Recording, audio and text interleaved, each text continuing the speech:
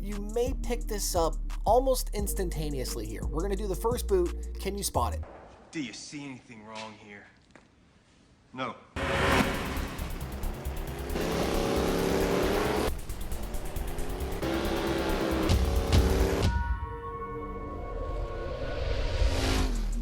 Everybody, welcome back today, guys, to the channel. Today is our brand new PC showcase and build.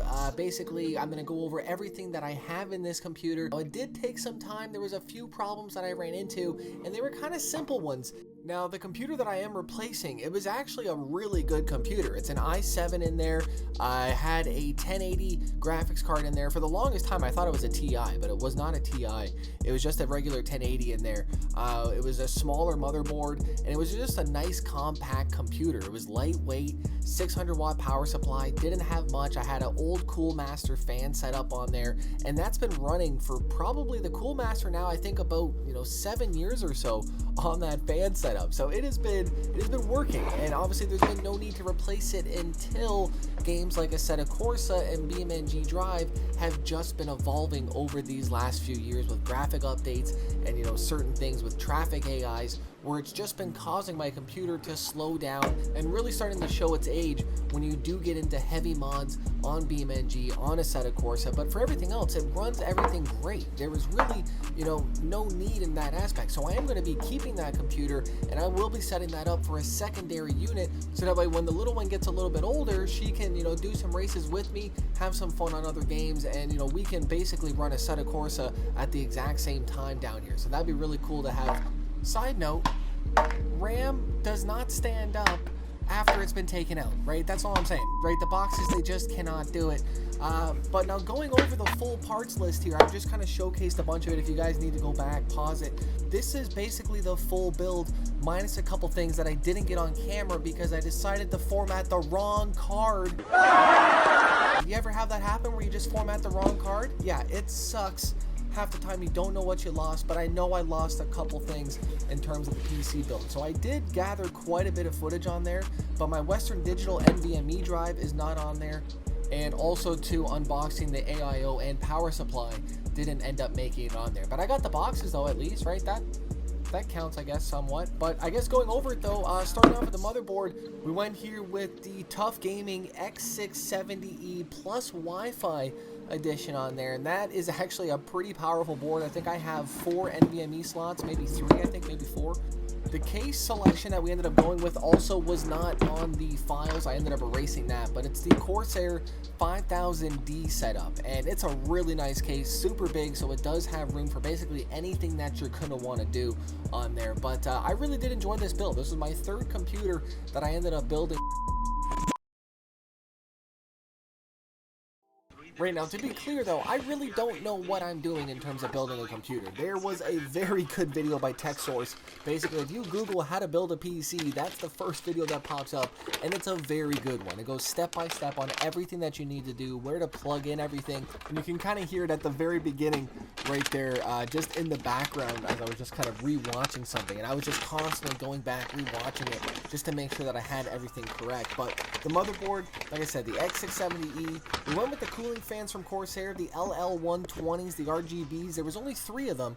However, I ended up getting a 4th white fan that ended up not being RGB. So that, right, I wish that I had that 4th one as an RGB, not just the pure white setup, but that's on the back of the case, which we'll go back to later.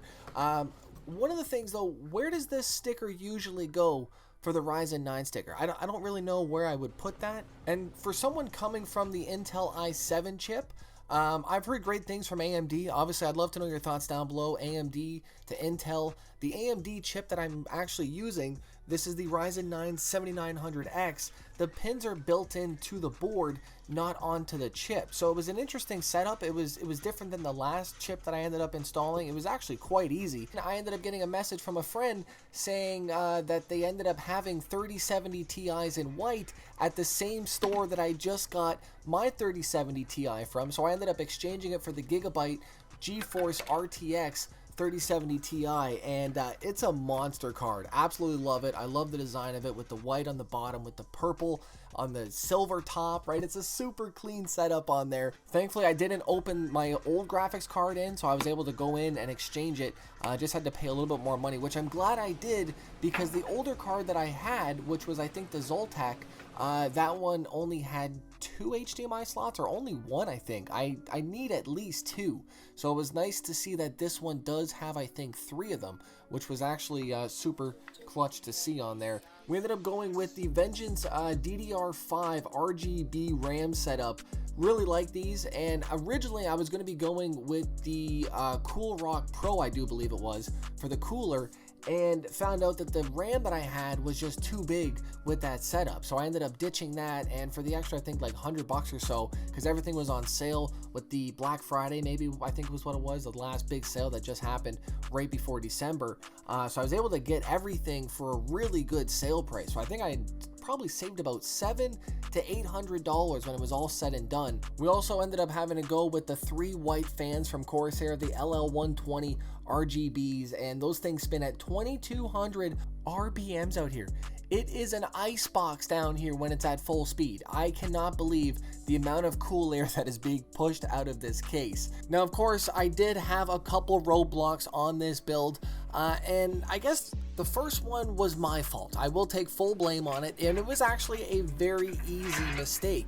The USB drive that I had, I thought I completely wiped it, right? I mean, I guess it was completely wiped, but I didn't format it before I put the new Windows install on the stick. So when it was going to boot up Windows, it just kept failing every time it would get to the install page. It would only be able to go for about 5-10%, and then the computer would crash. So I was right. It took me about 45 minutes or so to figure it out and troubleshoot it, to really understand that it was the flash drive that was the issue. And I really should have done it from the beginning. I should have wiped it right away, and it completely slipped my mind to completely reformat the drive. Now, what you're watching here also is me putting in the AIO incorrectly, and I do figure this out, thankfully. First time installing it, I thought it went in from the top, not the bottom, but you do need to put it in from the bottom, so that way the screws will go in from the top of the case. And obviously, right, I'm finding out now that that just is not what's supposed to happen on the setup. But it is actually a very cool setup. My first time using it, my first time installing it, very easy. It does look very nice. I love the radiator on there too, right? You got a rad in your computer, right? Of course I'm gonna choose that one, which I'm very happy I did. Like I said, I had the Cool Rock, but for the extra $100 on the build, I figured that would fit perfectly. It's another white on white here with the case, and right, the case is coming together. The power supply completely hidden. I don't know if I completely like that. And then we get into the thermal paste, installing it on the CPU, the great debate. I just did a dot, right? That's all I did. Maybe I should have done an X. I don't really exactly know. And I was very timid at this stage in terms of installing it. Right? I thought it was good.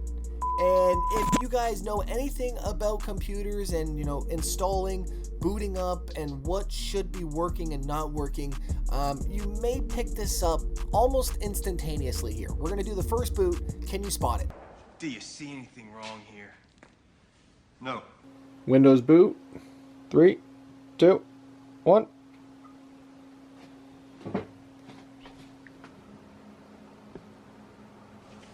We got no windows, do we? No, do we? No, do we? No,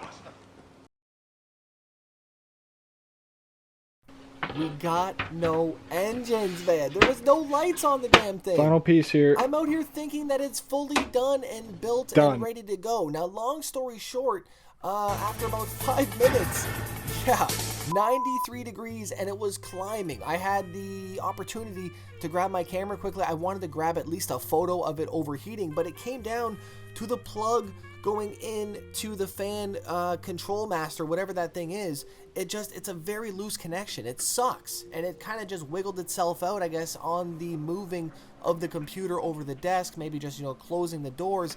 But that was the issue. I had no AIO even working. It wasn't even turned on, basically. So thankfully I caught it in time. I did restart the computer a couple times because I was searching for my monitor to turn on in the whole process.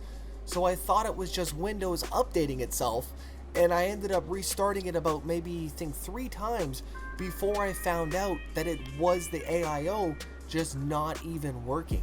And I mean, like I said, I'm going to take 50% blame because I guess I should have checked that, but my mind instantly went to that though when I noticed that there was no lights on the AIO. And it was funny because I noticed it because as soon as I booted it on, I had lights on the thing. All my photos from the previous day had no lights on it, so I didn't even notice it when I booted it on.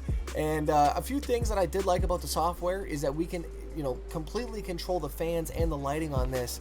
However, the board itself with the wiring setup that I have, it was hard to get the wires to the fans on the motherboard, so I'm constantly having to, you know, change it myself on the fan control setup that I have. Is there a way that I can control it, you know, on the board and just have it do its thing where I don't have to constantly mess with it and play with it on the fan setup? I don't know if there is. Let me know in the comments section. Let me know on the build how you guys like it. The final price tag, I think about around $3,500 or so, all said and done when it adds up to it. Obviously taxes, extra fans. I did buy the stupid anti-static bracelet, which was $15, right? I just wanted to be safe out there. My most expensive computer that I've ever, you know, built and purchased. I just wanted to be safe, obviously, right? I mean, I don't know if it's even worth it. If you guys used one, let me know down below, but it was just that extra security to know that I was gonna be okay almost. And I do have a few static issues down here, so it was nice to have just in case. But I hope you guys enjoyed the build. Brand new computer for 2023, BeamNG drive, Assetto Corsa. I'm coming.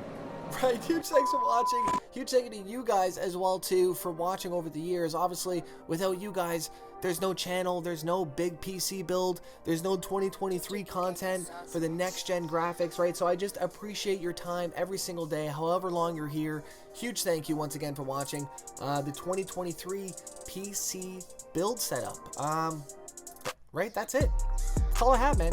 Go home, right? Huge thanks for watching. I'll see you guys back here tomorrow. Hit the notification button and subscribe for all new episodes moving forward. Just put out 2 episodes with the brand new graphics on the brand new PC build. If you guys did miss them, check them out. Huge thanks for watching. Lots of content to come. I'll see you guys back here tomorrow at 10 a.m. I'm out. Peace.